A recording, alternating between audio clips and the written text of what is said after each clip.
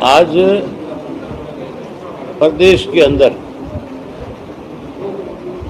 इस कोरोना की महामारी को लेकर के मुख्यमंत्री के, स्वास्थ्य मंत्री के और अलग अलग मंत्रियों के बहुत सारे बयान आए और बहुत चिंता व्यक्त कर रहे हैं इस बात को लेकर के कि महामारी दिनों दिन बढ़ रही है और इसको काबू पाने के लिए भी बड़े बड़े बयान दिए जा रहे हैं। इन्होंने पहले तो इस कोरोना की आड़ में किसान को लूटा और बर्बाद किया। आज भी किसान की गेहूं की फसल जो है मंडियों में रुल रही है, ना बारदाना है, ना कोई खरीदने वाला है और ना ही किसान की कोई पेमेंट करने वाला है। वहीं आज ऐसी हालत है हमारे प्रदेश की कि ना ऑक्सीजन है, ना इंजेक्शन है और ना ही कहीं बेड है। जबकि सरकार की ये जिम्मेवारी बनती थी बहुत पहले से इस बात को लेकर के अखबारों में, टीवी में, सब जगह इस किस्म की खबरें थी कि इंग्लैंड के अंदर जो दूसरा स्ट्रेन आया था, जो यूरोप में दूसरा स्ट्रेन आया था, उससे हर आदमी चिंता व्यक्त कर रहा था। हर आदमी ये कह रहा था कि ये बहुत खतरनाक है, इससे बहुत ज़्यादा बड़ा नुकसान हो सकता है। और हमारे यहाँ पे भी उस दौरान लंदन से बहुत सारे केसेज आए थे क्योंकि बहुत सारी फ्लाइटें शुरू हो गई थी और केस बहुत सारे मिले। उसी वक्त समय रहते हुए सरकार को उन सब चीज़ों को कंट्रोल करना चाहिए था ताकि ये बीमारी और आगे ना बढ़ सके। इनकी लापरवाही की वजह से, इनकी गलत सोच की वजह से, गलत पॉलिसी की वजह से आज जो है लोगों के सामने बहुत बड़ी समस्या खड़ी होगी। सरसा जिला के अंदर मेरी जो जानकारी है 800 इंजेक्शन आए थे परसों और वो इंजेक्शन जो है आज बाजार में उपलब्ध नहीं है। मैंने जब अधिकारियों से इसके बारे में पूछा, सीएमओ से जब पूछा तो उनका जवाब था कि जी हमारे पास इंजेक्शन नहीं है। इन्होंने तो वो इंजेक्शन भी जो है जो लोगों को लगा करके कहीं उनका इलाज करना चाहिए था, यहां से ले जाकर के दिल्ली में ब्लैक में बेच दिए। ये तो आज जो है सरकार में बैठे लोग जो है मौत के सौदागर भी बन चुके हैं। ऑक्सीजन के सिलेंडर की जो है ब्लैक मार्केटिंग है। आज लोग ऑक्सीजन के लिए तड़फ रहे हैं लेकिन सरकार को कोई चिंता नहीं है सिवाय बयान देने की। मुख्यमंत्री अब कहता है कि मैं रोहतक के अंदर 1000 बेड का हॉस्पिटल बना दूंगा। मेरा फोन लट गाड़ी में से, मैं आपको कल का ही वहां का जो एमएस है उसका जो है नोटिस लगाया हुआ है मेडिकल कॉलेज के बाहर गेट के ऊपर, जो आपका पीजीआई है उसके ऊपर। उसने उस पर साफ लिखा है, ये तो 1000 बेड बनाने की बात करते हैं और उस नोटिस में ये लिखा हुआ है कि हमारे पास ऑक्सीजन नहीं है इसलिए हम असमर्थ हैं। कृपया हमारे यहाँ पे कोविड का कोई मरीज लेकर के ना आए। जिस हॉस्पिटल में, जिस मेडिकल कॉलेज में जो हमारे प्रदेश की सबसे बड़ी ऑक्सीजन है, यहाँ आदमी ये उम्मीद लेकर के जाता है कि पीजीआई में तो हमारा इलाज हो जाएगा। वहाँ का एमएस ये लिखता है, बोर्ड लगाता है, नोटिस लगाता है और मुख्यमंत्री बयान देता है कि मैं 1000 बेड वहाँ बनाने जा रहा हूँ, 500 बेड हिसार में बनाने जा रहा हूँ, 500 बेड कहता है पानीपत में बनाने जा रहा हूँ। बातें तो बहुत बड़ी बड़ी है लेकिन हकीकत में ये है कि इनका दिवालिया पिट गया। ये लोग जो है अखबार में केवल अपनी खबर छपवा करके, बड़े बड़े पोस्टर दे करके कहीं लोगों को गुमराह कर रहे हैं। ये वो नोटिस है।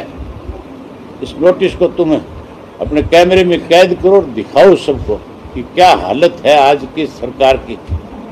इस सरकार में बैठे जिन लोगों को बड़ी जिम्मेवारियां सौंप रखी है, वो आज किस तरह के नोटिस चिपका रहे हैं। मैं आपको पढ़ के और सुना देता हूँ।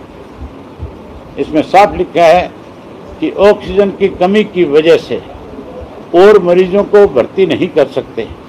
असुविधा के लिए खेद है। PGI MS Rohtak. ये नोटिस लगा हुआ है वहां पे बोर्ड पे। तो फिर आप ये मान के चलो कि अगर हमारे पीजीआई की हालत है तो हमारे जो जनरल हॉस्पिटल हैं उनके तो हाथ खड़े हैं। स्वास्थ्य मंत्री अनिल विज भी यही दावा कर रहे हैं। हालांकि अब ऑक्सीजन की कमी से हॉस्पिटलों में अचानक मौत बढ़ चुकी है, तो ऐसे में क्या करना चाहिए आपके हिसाब से? विज साहब को लोगों से माफी मांगनी चाहिए, इस्तीफा देना चाहिए। ऐसी सरकार को सत्ता में रहने का एक दिन भी अधिकार नहीं है, जो आम लोगों को मूलभूत सुख सुविधाएं तो बहुत दूर है। ये तो इमरजेंसी सुविधाएं देने की बात है। ये देना तो सरकार का कर्तव्य है। सरकार को सारे कामकाज छोड़ करके केवल इस बात पे ध्यान देना चाहिए। ये तो हमारा मुख्यमंत्री तो प्रधानमंत्री की तरह मन की बात करता है। ये नई चीज सीख गया, नई नई बातें बोलने लग गया, एक घंटे स्पीच देने लग गया। बजाय स्पीच देने के मुख्यमंत्री को अपनी जिम्मेवारी निभानी चाहिए। अगर ये अपनी जिम्मेवारी से भागेगा तो फिर लोगों के बहुत बड़े विरोध का सामना करना पड़ेगा। आज जहां सत्ता पक्ष कहीं नहीं है, आज विपक्ष उससे भी ज्यादा मरा हुआ है। कांग्रेस की जो जिम्मेवारी बनती है, आज कांग्रेस के लोग लोगों की समस्याओं को उनके बीच में जाकर के, या कहीं उसके लिए कोई गवर्नर से मिल करके, या कोई मुख्यमंत्री के दरवाजे तक जाकर के जहां उनको मजबूर करना चाहिए, वहां ये लोग भी अपने घरों में बढ़ गए। ये लोग भी इनके साथ मिल गए, ये भी इनके बी टीम के रूप में काम करने लगे। इसलिए आज प्रदेश के हालात खराब है। आज दिल्ली से भी ज्यादा बुरी हालत हमारे हरियाणा की है, जहां कहीं कोई किसी हॉस्पिटल में बेड नहीं उपलब्ध है।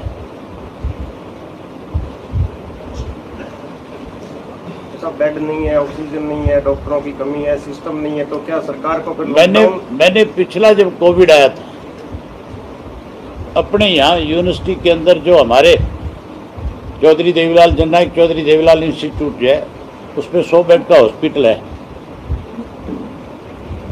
मैंने सरकार को मुफ्त में उपलब्ध कराया था। आज भी मेरी तरफ से ये कहा हुआ है,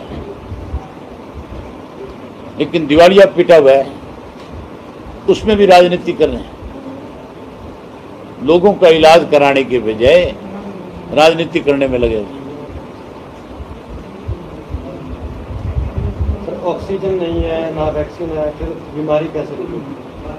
लोग तो ज़्यादा परेशान हो गए, कल ही बड़े परेशान हो गए। ये सरकार की जिम्मेवारी है, इन सारी चीज़ों को उपलब्ध करवाए, लेकिन सरकार में बैठे लोग तो दवाइयों को भी बेचने का काम कर रहे हैं। ऐसे में हर आदमी को अपने आप को सुरक्षित रखना पड़ेगा, अपने आप को ही बचाना पड़ेगा। इस सरकार का दिवालिया पिट गया। इस तरह से मद्रास कोर्ट ने कहा है कि चुनाव आयोग है, उनमें मुकदमा दर्ज होना चाहिए, हत्या का मुकदमा दर्ज होना चाहिए, परिणाम रोक सकते हैं, कि उन्होंने आपत्ति नहीं जताई, रैलियां करते रहे और अब संक्रमण इतना बढ़ गया कि हर दूसरा आदमी चपेट में आता जा रहा है। जहाँ चुनाव आयोग पे हाई कोर्ट ने इस तरह की बात कही है, वहाँ उन नेताओं के खिलाफ भी मुकदमे दर्ज होने चाहिए जिन्होंने भीड़ इकट्ठा करी, जिन नेताओं ने कोविड का उल्लंघन किया, जिन लोगों ने अपनी राजनीतिक रोटियां सेकने के लिए अपने आदेशों की धज्जियां उड़ाई है, उनके खिलाफ पर्चे दर्ज हों।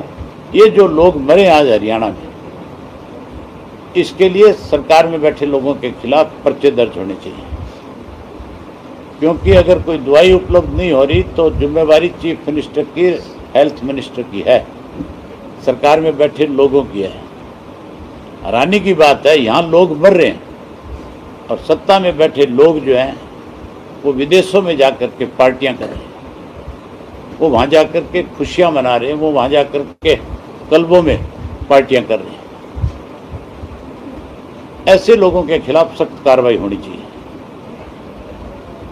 कल मुख्यमंत्री ने हिसार में एक हॉस्पिटल में जिसमें 5 लोगों की डेथ हुई ऑक्सीजन की कमी के कारण, उसमें जांच करवाने की बात कही है कि मजिस्ट्रेट लेवल की जांच होनी चाहिए और कोटा बढ़ाया जाएगा, जबकि आज स्थिति वैसे की वैसी ही है।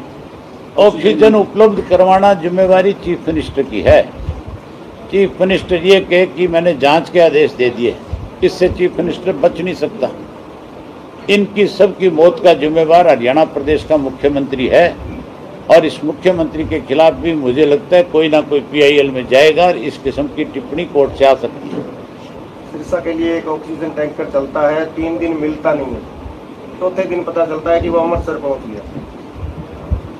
तभी तो सरकार का दिवालिया पिट गया और हम क्या रो रहे हैं। ये तो बात आपको बारी बारी बता रहे हैं भी सरकार का इससे बड़ा दिवालियापन और क्या होगा।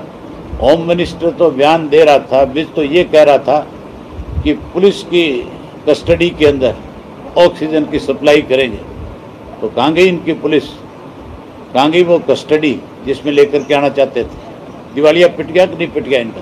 बीजेपी नेता ने कांग्रेस जो है कांग्रेस में जाने की चर्चाएं थी, किसानों के जो है पास जाकर के इस्तीफा दे दिया। आपके सामने चुनाव लड़ने वाले पवन बेनीवाल, चर्चा यह है कि कांग्रेस में जाएंगे। मैं जानता नहीं ऐसे नेताओं को जो लोगों के लिए जहर बेचने का काम करते हैं। आप उनको नेता कहते हो, मुझे ये सुनते हुए शर्म आती है। किसको नेता कहते हो आप? कौन नेता?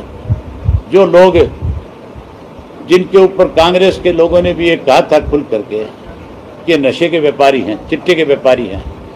आप लोगों ने सब हजारों लोगों के इंटरव्यू किए थे, आपके सामने हजारों लोगों ने, इस विधानसभा क्षेत्र के लोगों ने ये बात खुल करके कही थी कि नशे के व्यापारी हैं, चिट्टे के व्यापारी हैं, मौत के व्यापारी हैं। आप उनको नेता कहते हो। मुझे आपके मुंह से ये शब्द सुन करके अफसोस होता है। सर, आप लोगों के बीच में जाते हो, किसानों की समस्याएं सुनते हो, मंडियों में जाकर, क्या लगता है संक्रमण जिस प्रकार बढ़ रहा है तो किसान आंदोलन स्थगित किया जाएगा? किसान आंदोलन स्थगित नहीं होगा। किसान आंदोलन तो जैसे चल रहा था वैसे ही चलेगा। वहाँ लोगों ने सोशल डिस्टेंस बना करके रखा हुआ है। वहाँ कोई लोग इस तरह से थोड़ा इकट्ठे बैठे हैं भीड़ में।